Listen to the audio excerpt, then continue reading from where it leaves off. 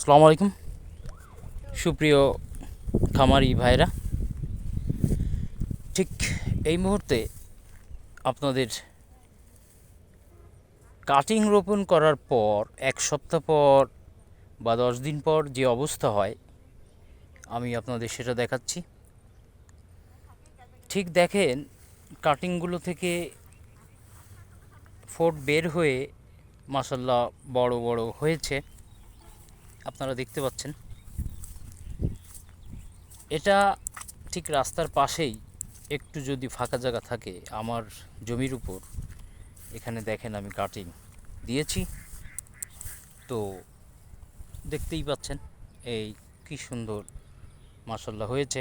আর এর ফাঁকে ফাঁকে ডাঁটা শাক বপন করে দিয়েছি যাতে ডাঁটা শাক খাওয়া যায়। তো এই কাটিংগুলো বড় হয়ে গেছে। এখন বিষয় হলো,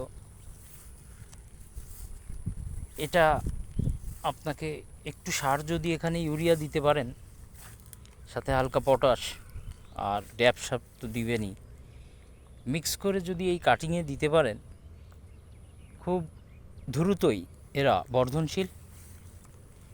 তো এই গাছগুলো বড় হলে আপনার যতটুকু জায়গা আমি দেখিয়েছি আপনাকে, দেখেন, লক্ষ্য করেন, এখান থেকে শুরু করে আস্তে আস্তে এসে আস্তে আস্তে যে এখান থেকে যে আস্তে আস্তে যে একদম ওই বেড়া পর্যন্ত।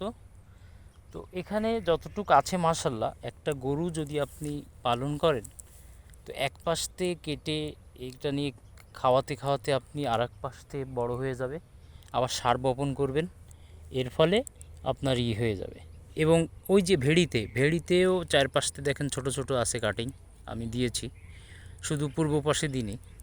তো আশা করি ইনশাল্লাহ বড় হলে গরু সুবিধা হবে। যারা গরু পালন করতে চাচ্ছেন তারা এইভাবে কাটিং ঘেরের পাশে, পুকুরের পাশে বা বাড়ির পাশে যেখানে যে জায়গা আছে, ক্রসিং পদ্ধতিতে দেখেছেন, এই দেখেন একটার পাশে ক্রস করে আর একটা এইভাবে দেওয়া, দেখেছেন। তো এই ক্রসিং পদ্ধতিতে দেওয়াটাই ভালো, মজবুত থাকে, হেলে পড়ে না, একটা একটার হাঙ্গি হিসেবে ব্যবহৃত হয়। এই যে বাচ্চারা আসছে, ওরা দেখতে এসেছে ঘেরের পাশের এই কাটিং। তো পাশে আবার এই যে শশা গাছ সময় থাকলে বপন করতে পারেন, এটা পাশের যিনি ইনি বপন করেছেন।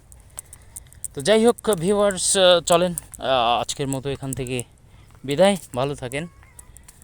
বাচ্চাটা আসছে, এই দেখেন কত সুন্দর দৌড়তে দৌড়তে আব্বুর কাছে আসছে। তো thank you so much viewers, ভালো থাকবেন, আসসালামু আলাইকুম।